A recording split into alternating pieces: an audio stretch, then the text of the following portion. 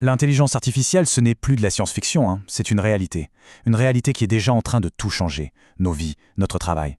Alors aujourd'hui, on va décortiquer ça, on va aller voir ce qui se cache vraiment derrière les gros titres et les clichés. On va regarder ce qui se passe pour de vrai, derrière nos écrans. Alors pour bien comprendre tout ça, on va suivre un petit plan en 5 étapes. C'est simple. D'abord, on va voir comment l'IA s'est installée dans nos vies, sans même qu'on s'en rende compte. Ensuite, gros morceau, le monde du travail. Après, on regardera comment ça change notre quotidien, en dehors du boulot, puis on va se poser les grosses questions, les questions de société. Et pour finir, on verra comment on peut piloter cet avenir. Allez, première étape. Son arrivée, en mode ninja si on veut. On s'imagine toujours que l'IA, ça va être une grosse révolution, un truc hyper visible. Mais en fait, la réalité, elle est beaucoup plus maligne que ça. L'IA, elle n'a pas sonné à la porte. Non, elle est déjà dans la place. Et c'est ça qui est fascinant. Elle est déjà partout. Et ça, c'est une super question à se poser, vraiment. Rien qu'aujourd'hui, depuis ce matin, combien de fois a-t-on interagi avec une IA? Souvent, sans même le savoir. La réponse, croyez-moi, elle est souvent bien plus élevée que ce qu'on pense. Et ouais, les exemples, ils sont littéralement partout autour de nous. Réfléchissez-y 2 secondes. Les filtres qui nettoient nos mails des spams, c'est de l'IA. Le GPS qui nous trouve le chemin le plus court en évitant les bouchons, pareil. Les recommandations sur Netflix ou Spotify qui tombent pile poil, encore l'IA. Tout ça, c'est devenu tellement normal qu'on oublie la technologie de dingue qu'il y a derrière. C'est vraiment le moteur invisible de notre petit confort moderne. Et c'est ça en fait la clé du truc. Son intégration, elle s'est faite tout en douceur. L'IA, elle n'est pas arrivée en cassant tout. Non, elle s'est installée comme une sorte de copilote, super discret, qui est là pour optimiser plein de petites choses dans notre journée.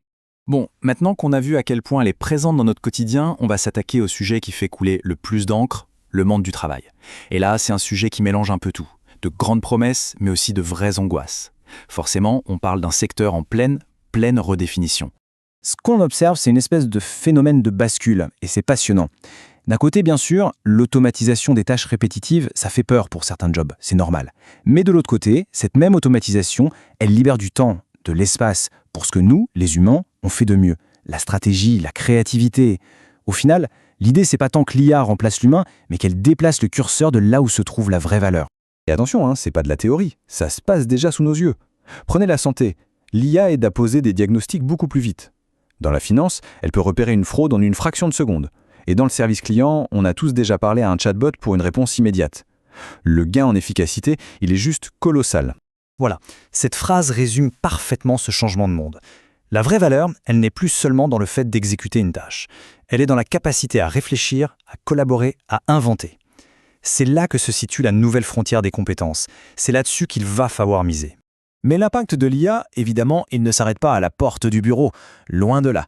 Voyons maintenant comment cette même révolution s'invite dans notre vie privée, notre sphère intime, les loisirs, la maison, bref, la vie de tous les jours. Franchement, l'IA s'est glissée dans les moindres recoins de notre journée. Elle façonne nos soirées en nous suggérant le film parfait, elle filtre ce qu'on voit du monde sur les réseaux sociaux, elle pilote notre maison connectée à la voix. Notre quotidien, c'est devenu une sorte de symphonie, mais qui est discrètement dirigée par des algorithmes. Et ça révèle un changement énorme. On est passé de l'ère du prêt-à-porter pour tout le monde à l'ère du sur-mesure total, mais un sur-mesure algorithmique. La musique qu'on écoute, les infos qu'on lit, tout est maintenant taillé pour correspondre au plus près au goût de chacun. Bon, on a vu à quel point l'IA est partout. Maintenant, il est temps de prendre un peu de recul. Parce que cette montée en puissance, aussi fascinante soit-elle, elle soulève des questions de société qui sont fondamentales. Et des défis éthiques assez complexes. Alors, l'un des plus gros risques, c'est ce qu'on appelle le biais algorithmique. Le concept est assez simple à comprendre. Une IA, elle apprend à partir des données qu'on lui donne à manger. Le problème, si ces données de départ reflètent déjà les préjugés de notre société, eh bien l'IA ne va pas seulement les copier, elle va les amplifier. Et ça, c'est un point absolument crucial à comprendre. Regardez cet exemple, il est super parlant. On imagine un outil de recrutement basé sur l'IA, programmé pour trouver les meilleurs candidats. Sauf que si par le passé l'entreprise a surtout embauché des hommes, l'IA va apprendre que le meilleur candidat ressemble à un homme.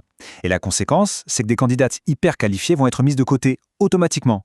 Ça montre bien comment un biais au départ invisible peut avoir des conséquences sociales dramatiques. L'autre gros enjeu, bien sûr, c'est la vie privée. Pour nous offrir toutes ces expériences ultra personnalisées, ces systèmes ont besoin de nos données.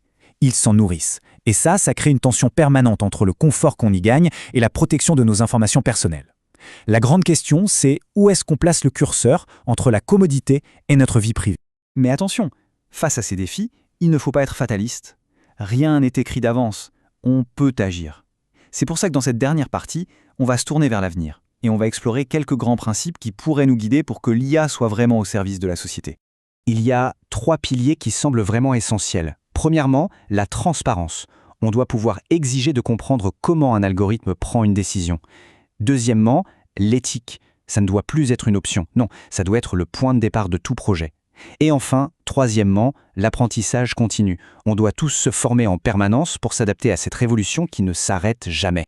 Au final, ce qu'il faut retenir, c'est que l'IA n'est ni bonne ni mauvaise en soi. Ce n'est ni une utopie magique, ni une catastrophe assurée. C'est un outil d'une puissance incroyable, c'est vrai, mais comme n'importe quel outil, son impact, qu'il soit positif ou négatif, dépendra entièrement de la manière dont on s'en sert, des règles qu'on met en place, bref, des choix qu'on fait tous ensemble aujourd'hui. Et tout ça, ça nous amène à une dernière question, qui est peut-être la plus importante de toutes. Dans ce monde où de plus en plus de choses sont automatisées, quelle est la valeur humaine, la chose qu'on doit refuser de déléguer à une machine? Quelle est la part de nous qu'on ne doit jamais automatiser? C'est sans doute la grande question à laquelle on va devoir répondre dans les années qui viennent.